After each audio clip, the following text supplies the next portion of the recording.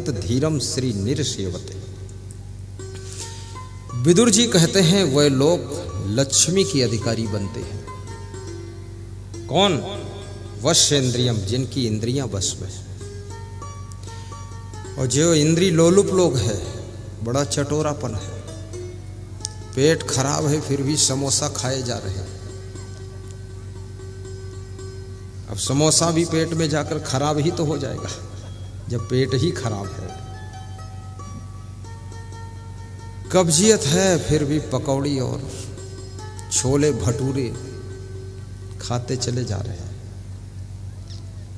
अगर पेट में कब्जियत है तो सुबह एक मूली खा लीजिए, आधा पपीता खा लीजिए, एक गाजर खा लीजिए, एक केला खा लीजिए, एक अमरूद खा लीजिए नमक डालकर, और 1 घंटे बाद खौलता हुआ गरम गरम दूध बिना शक्कर डाले ही पी लीजिए आप। यानी ठंडा करके थोड़ा पियो, मुंह जल जाएगा। खौलता हुआ डाल दोगे मुंह में गड़बड़ हो जाए। 2-2.5 घंटे के बाद पेट की सफाई स्टार्ट हो जाएगी। कोई जुलाब उलाब लेने की जरूरत नहीं। और महीने में 1-2 बार पेट साफ करना चाहिए। कभी कभी फल खा लीजिए, भोजन मत कीजिए सुबह, शाम को भोजन करने लगे। अब गर्मी का महीना आने वाला है, खिचड़ी और दही भी कभी कभी लीजिए, हफ्ते में 1 दिन। पेट की सारी बीमारियों को नष्ट करने वाला दही है, दही है, दही है। और खिचड़ी के साथ दही खाओ, पेट के 1000 रोग खत्म हो जाते हैं।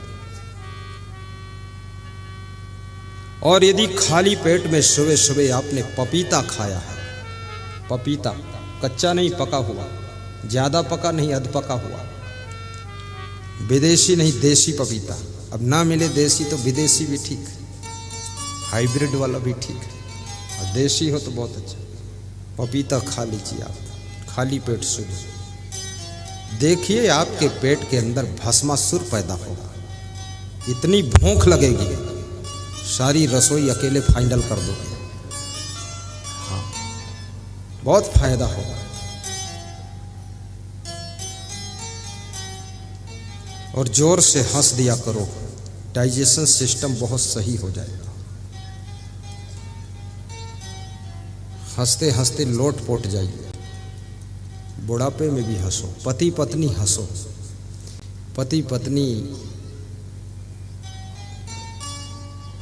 बहुत कम हंसते हैं, 2-4 साल हंसते हैं, फिर न जाने कहां कहां फंसते हैं कि हंसते ही नहीं।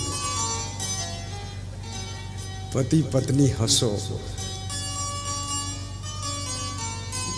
गुरु शिष्य भी हंसो। सवेरे सवेरे हमारे यहाँ योगा सिखाते हैं योगाचार्य जी,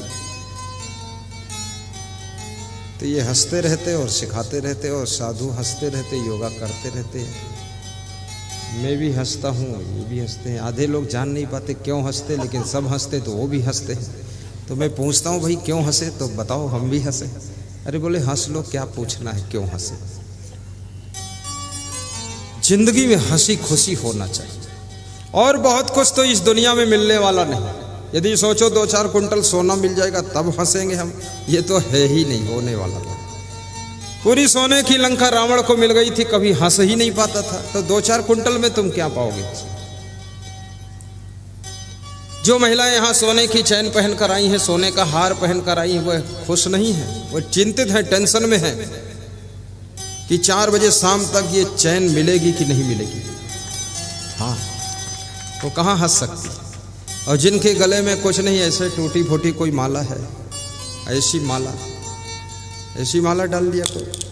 मैं भी डाल लिया था, फिर निकाल दिया, फंस जाए हाथ में। चोर भी ले जाए तो पछताए घर में जाकर, कुछ हाथ आया नहीं। और जो सत्संग में आकर के किसी महिला की चैन को चुराता है, या गले का हार खींच लेता, कान के कुंडल ले जाता है, याद रखना उसको 7 जन्म तक जिंदगी में कभी चैन और शांति नहीं मिल सकती है, और उस आदमी को कभी भी आशीर्वाद नहीं मिल सकता। ये सत्संग देने का स्थान है, लेने का स्थान नहीं। यहाँ आइए 100 कुंटल केला लाइए, बांट दीजिए। कितने कंजड़ हो, केला नहीं बांट सकते हो? किसी महिला की चैन कैसे खींची तुमने? ये महिलाएं कितना श्रद्धा लेकर के गुरु जी के चरणों में पधारी हुई है कि गुरुदेव भगवान के रूप उनके पास जा रहे हैं। इनकी श्रद्धा को ठेस लगेगी कि नहीं लगेगी? और किसी की श्रद्धा को डिगाने वाले को महापाप का अपराध लग जाता है।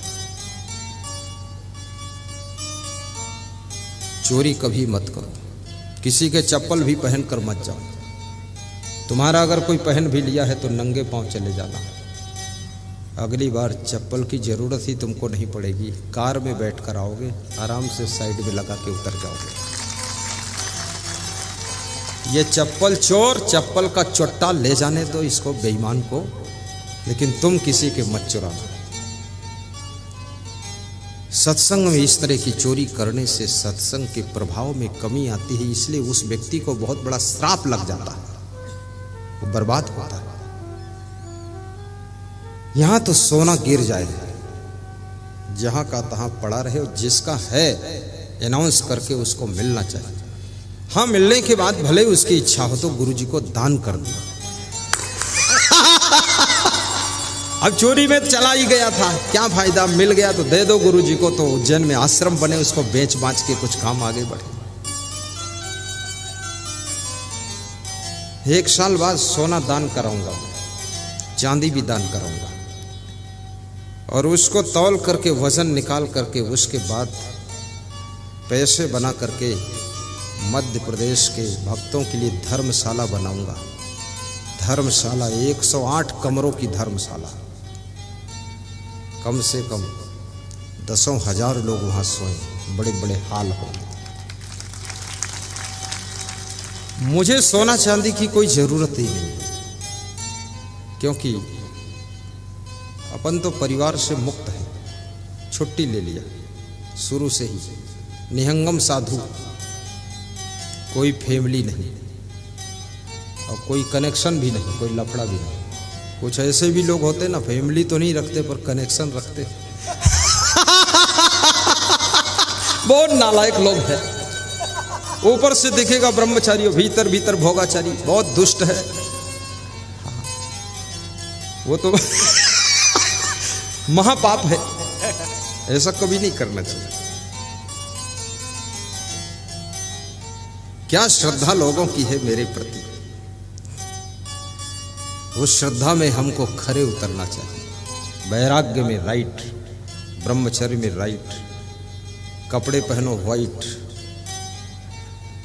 सत्संग सुनाओ राइट, सबकी जिंदगी को